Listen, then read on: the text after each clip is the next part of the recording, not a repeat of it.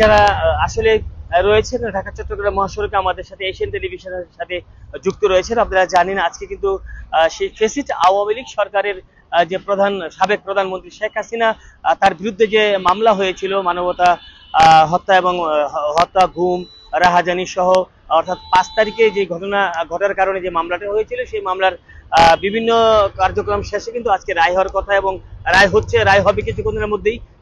এখন পর্যন্ত রাস্তার যে অবস্থা সেটা যদি আপনাদেরকে দেখাতে চাই, আপনি দেখতে পাচ্ছেন যে সকাল থেকেই দর্শকরা এখানে অবস্থান করছেন এবং বিভিন্ন সংগঠনের নেতৃবৃন্দরা রয়েছেন এবং সামাজিক সংগঠনের নেতৃবৃন্দরা রয়েছেন।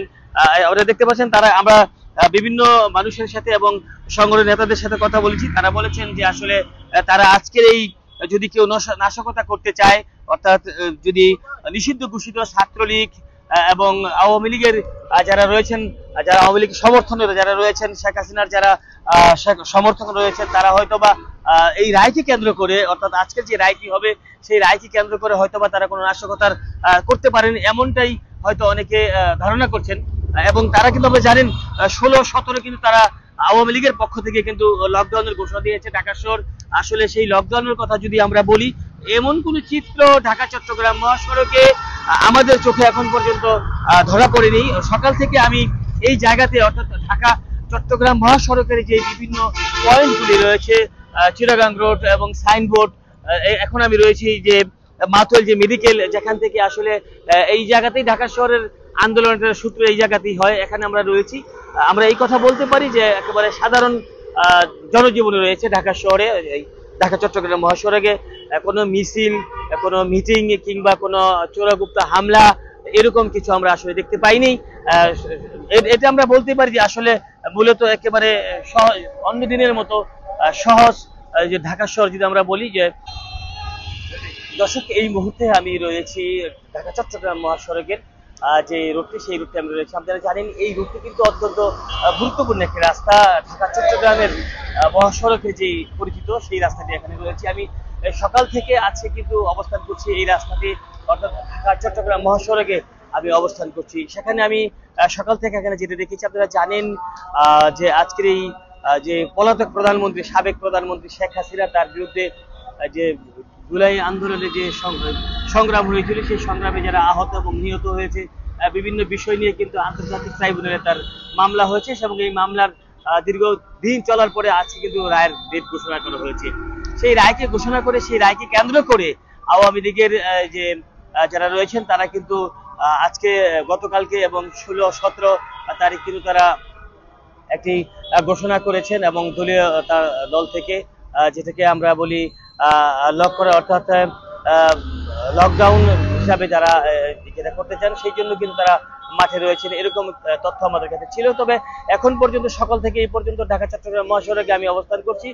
গাড়ি ঘোড়ার সংখ্যা সকালে একটু কম থাকলেও দিন যতটা বেড়েছে ততটাই কিন্তু গাড়ির সংখ্যা আমরা আমাদের চোখে যথেষ্ট গাড়ি আমরা দেখতে পাচ্ছি এবং সাধারণ যান চলাচল খুব স্বাভাবিক অবস্থা আমরা দেখতে পেয়েছি। এখন পর্যন্ত কোথাও কোনো অপ্রীতিকর ঘটনা, কোনো গাড়িতে ভাঙচুর কিংবা কোনো মিছিল বা ঝটিকা মিছিল এরকমটা কিন্তু আমাদের চোখে পড়েনি। আসলে মূলত একজন পথচারী রয়েছেন যারা আজকে এই মাঠে অবস্থান করে সকাল থেকে।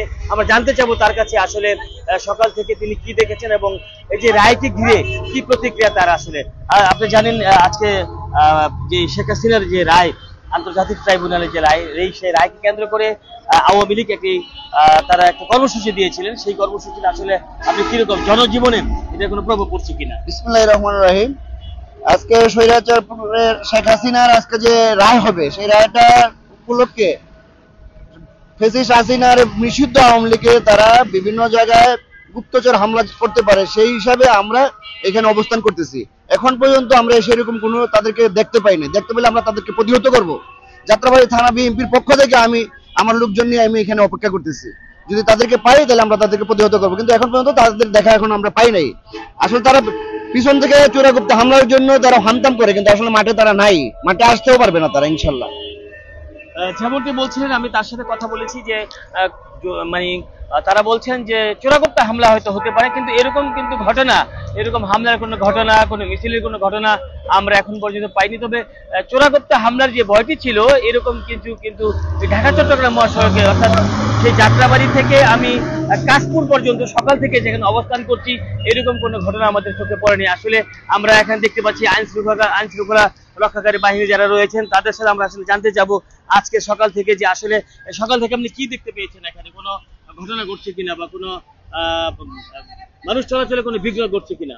না, সকাল থেকে গাড়ি ঘোড়া যানবাহন চলাচল স্বাভাবিক আছে, কোনো অপ্রীতিকর ঘটনা ঘটে নাই, বর্তমান পর্যন্ত স্বাভাবিক আছে, আশা করতেছি কোনো কিছু হবে না। আইন শৃঙ্খলা রক্ষাকারী বাহিনী আপনার কিরকম সদস্য মাঠে আছে? আমাদের কমিশনার স্যারের নির্দেশে পর্যাপ্ত পরিমাণ আইন শৃঙ্খলা বাহিনী মাঠে আছে। দর্শক, যে কথা আমি আপনাদেরকে মাঠে দেখাতে চাই, রাস্তার যে পরিবেশটা আপনাদেরকে দেখাতে চাই, সকাল থেকে কিন্তু এইরকমই এই রাস্তায় আমরা যানজট দেখতে পেয়েছি। তবে প্রথমে সকালবেলা কিন্তু কিছুটা যান এবং জনবল কম ছিল রাস্তায়।